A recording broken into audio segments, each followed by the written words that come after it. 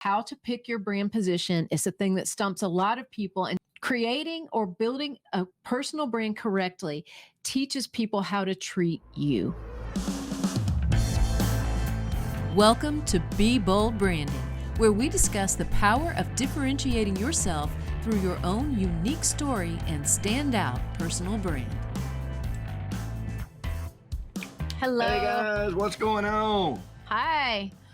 Hey, we're going to talk about something today that we get questions on quite a bit, how to pick your brand position. You know, because one of the greatest fears that entrepreneurs have when it comes to business is fear of focus. And when you don't have focus, it's awfully difficult to know how to position yourself in your industry. Mm-hmm. I mean, you know, sometimes just the mention of choosing a niche. Oh, people get violent about it. Right. They do. It can instantly bring on a case of I'm gonna hives. turn down business? So because they think that choosing a niche will box them in and they'll leave too much money on the table. But sadly, that kind of attitude just results in them doing nothing to stand out. Agreed. Yeah. So how do you choose a niche for your business? In other words, how do you pick a brand position? That's what we call it. So we've been calling it for nearly 9 years. It's not as restrictive as you have been led to believe. Today, we're going to be sharing with you 6 main categories of differentiation that we ought to consider when we are positioning our clients for personal branding. Before we get started, make sure to tap that subscribe button. In fact, we'll pause for a minute while y'all go ahead and do it. Go ahead and hit it right now. Go ahead and press it. Pause, all right? pause, And that done. way you'll be right the first to know when we create a lot of great content that helps you differentiate yourself and get out of that sea of sameness, guys. Yep. All right. Well, let's get to the list here. Okay. So 6 ways that you can differentiate yourself or position yourself differently in your industry. Some people might refer to this as niching down, however you like Should to be pronounce niching up. that. Okay. Well, he says niche. I say niche. I say tomorrow. He More says French. tomato, whatever. She Okay. says So tomorrow. here we go. So the very first way that a lot of people position themselves is by their geographic area. Okay, so if you want to be known for super serving a specific area or community, just make sure you are extremely knowledgeable in this area, because this whole position is based on knowledge of the area. Actually, this one's used in the real estate industry quite a bit, like San Diego's real estate expert, Houston's real estate expert, things like that. Obviously not always those same words, but you get the idea. Yeah, or in like cars, I would say, like, Cobb County Toyota, for instance. Exactly. Is in Cobb County. You already know that. Yep. Yeah, here's the good and the bad about positioning yourself as an expert in a specific area. First of all, it's one of the most common types of positioning. So when you're going for differentiation, you're already sort of behind the 8 ball. And it can also leave you vulnerable to your competition if your only point of differentiation is the area that you are working. Yep. Okay. So hundreds or thousands of others can claim the exact same thing. All of your competitors, in fact, could claim the same thing. But if you also showcase other things that set you apart, then this option can be both focused and meaningful. So it is possible to use it. You just have to put a little more thought into it. Second, if you move to another area, effectively, you've got to completely rebrand, no matter what you're doing. So if you go this route, you just want to make sure that the place where you are branding yourself as a specific area is a place you intend to stay. Okay. Yep. All right. Number 2 is customer type. So the type of customer you serve is one way that you can position yourself. And this position is one that most people think of first when they think of choosing a niche, right? They think of, okay, what kind of customer am I serving? But this is the category that most of the time seems to bring the most fear, because they think, well, if I say I'm doing business with customer A, customer B, C, and D will write me off. They will not want to work with me anymore. Yeah, but let's assume you're a business coach and you decided to focus your efforts on working with clients who own small businesses, and you need help like hiring virtual staff, let's just say, and to grow from 6 figures to 7 figures and still go on a 3-week vacation with their family. Mm-hmm. Well, that doesn't mean you will never work with small business owner who doesn't want any virtual team members. Nope. It just means that you nailed the ones you're trying to speak to. Exactly. It just means that you're not going to spend your time and money marketing to people that don't want virtual team members, if that's your focus, right? That's where she's talking to you people that say, Exactly. I don't have any ROI on my marketing. Very true. Very true. Mhm. So think about this. You'll naturally get other types of customers from fringe business or referrals because people will just be naturally attracted to you, the way you work, the things about you. And even if they're not in that niche of people that you're trying to hone in on and zone in on, then they still might want to do business with you. You're going to get that. And then if you do business right, if you put your brand out there consistently to attract exactly who you're trying to attract and get more of those people, then you have the ability to say to those fringe people that may not fit that profile for you that, hey, you know what? I could help you, but I've got a friend over here that works with people exactly like you. And actually, it would be a better fit. You can get a referral fee off of it a lot of times, and also Mhm. put the person where they get better service from somebody who's better aligned with what they want to do. Doesn't mean you have to do that. It's just another option because if you can pass a name and get a referral fee, why wouldn't you? Why wouldn't you? That is exactly right. If you intend to only work with the kind of people that you want to attract every single day. Yeah, There are options. Let me Let's show put it that another way. example of that. It would be HVAC units. I used to own an HVAC company, and we specialize in fixing and repairing, not replacing. If we couldn't fix it or repair it, then we passed it on to a sister company that another friend owned because that's all they did was installations. Every time we sold one, we made money off of it, right? But that wasn't our niche customer or niche. Either one. Either one. All right, works. number 3, product All right.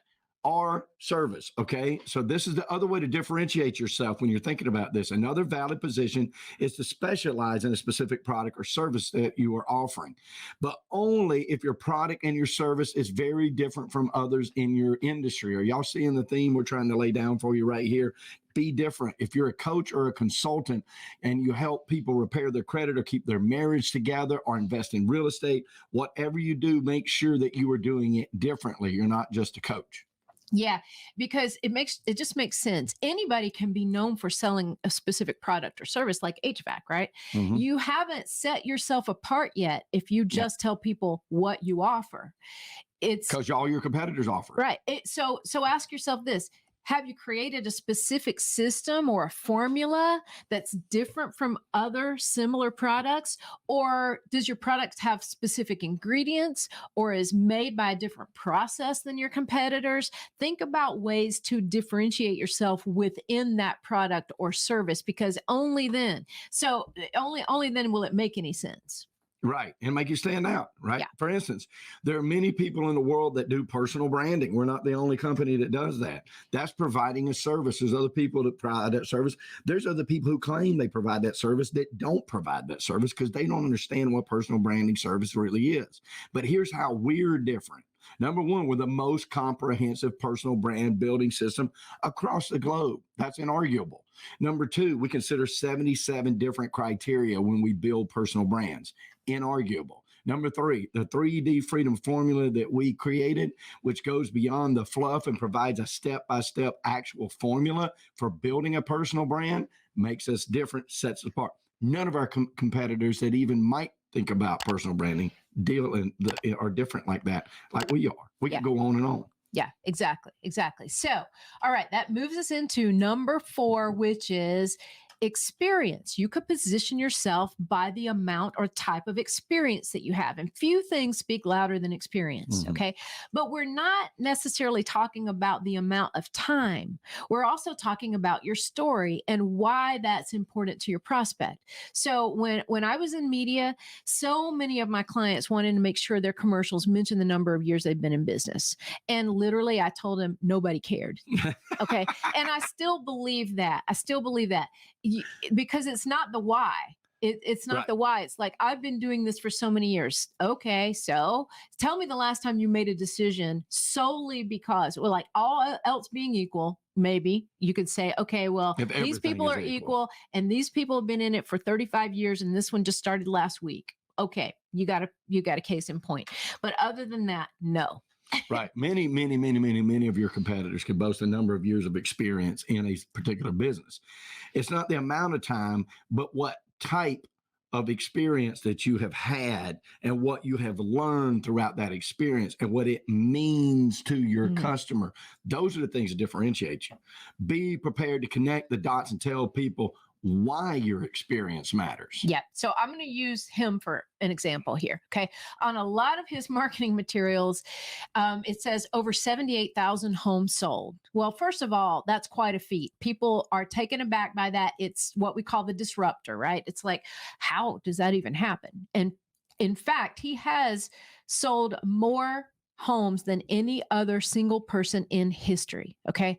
But it's the why that matters more, right? The experience that comes from being involved in that many sales means you're dealing with not just Michael, but all the people that Michael has taught and mentored and brought into his team. They now have a lot of that knowledge. That means you're dealing with pros who can handle virtually any situation. In other words, he tells his prospects, here's why that matters to you. Yes, I've done this, but here's why that matters to you. Because they're really only interested in how that matters to them. Exactly. They don't care that I've sold over 78,000 transactions. They care about their transaction. So you got to tie that in of why that is important to them. Okay. Now, when you're differentiating yourself, number 5 is attributes. You can use attributes to say, this is how I'm different. We often use this type of position with people who are new to an industry because they can't tout some kind of experience. Since they do not have it, they may not even have that kind of specific skill set, experiential knowledge, I'd like to say, in the industry. Then their competitors may have that and be able to showcase themselves differently, right? And when that happens, we focus on individual attributes. Don't set these aside. Individual attributes can set anybody apart, both personally and professionally, that would appeal to the type of customer that you're trying to speak to. Okay. Yeah. Exactly. So some people may be driven and persistent, for example, thus satisfying a client's needs or desire to get things done quickly, right? That might be important to somebody. Others may motivate you, inspire you, or provide a positive experience, giving a client great confidence in their journey and transaction. So some people might pay great attention to detail. Yeah. Some people may pay great attention to detail, and their customers appreciate knowing that they don't have to stand over their shoulders and that the job will be done correctly. And the key with this position is authenticity. Very important. Be who you are every day and use these strong personal attributes that you have to attract the clients that appreciate that. And they are out there, a lot of them. No matter what industry that you're in, you can find more than you can get to if you do it like we're showing you, okay? Yeah, exactly. All right, the final one, the way to position yourself is through your expertise. This category focuses on your knowledge in a specific area of business. Now, note I didn't say field, right? Not your field, but a specific area of a field of business. Okay. So for instance, our good friend, Dave Foster. Hello, Dave. Hey, Dave. He's an expert in 1031 exchanges in the real estate space. Now, he could have positioned himself as an investment expert or a real estate expert, but how many competitors would he have then? Right. Instead, he chose to niche down further and become well known in the 1031 space. Yeah, just like literally a specialty, period. Exactly. And you can position yourself, if you're new to an industry, by focusing on an expertise from your past. Okay, think about that, because you might be getting into something new. What is it in your past that positioned you perfectly for what you're doing right now? Yeah. For instance, if you're a coach, let's say you're a coach who works with Ironman athletes, right?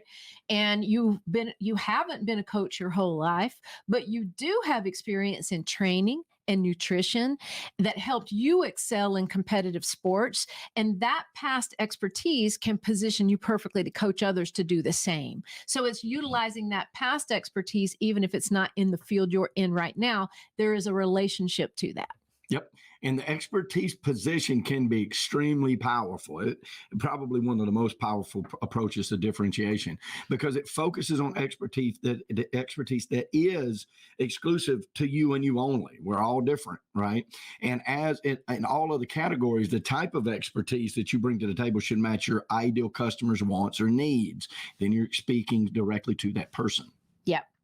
Okay, guys, so let's wrap this up. It's how to pick your brand position. It's a thing that stumps a lot of people. And today we've given you our main 6 categories for how we help people decide how to position themselves differently in their industry. Okay.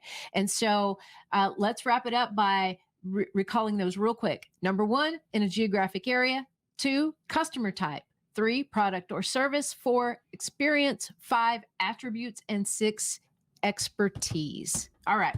So that leads us to this. If you're ready to take your brand to the next level, Michael and I want to help you. We're ready to. Go to discussyourbrand.com and fill out a short form, not a shoot form. Don't shoot us. Fill out a short form, and that's going to give us some more information so we're better prepared to help you on that call.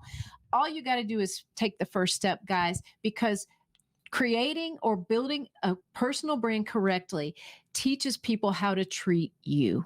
It does. Trust us on that. You need to take that first step, discussyourbrand.com. It'll be the best step you ever made. It was for me as an entrepreneur and a business owner when I met this lovely lady right here, and it is the key to everything. And look, we bring value for this just like this every week. We really seriously want to show you how to do it. So please hit the subscribe. I'm going to pause again. Hit subscribe. Go ahead. Right. So you can hear it first and you'll know about it. You know, guys, listen, we do this for prosperity because we preach it. When we talk about prosperity, we're not just talking about money. We're talking about the full 360 of an abundant life that we truly wish for every one of y'all. We know here at BrandFace that prosperity favors the bold. So we say, be bold, folks, especially with your brand, especially in 2022. And thank you, Ms. Tanya. Thank you, Michael. And thank you guys for sticking with us, especially you, Chandos. Yeah, you too, Chando. Even you, Chandos. All right, guys. We'll see you next time. Bye-bye. Bye, guys. Brought to you by BrandFace, the only comprehensive personal brand building system across the globe.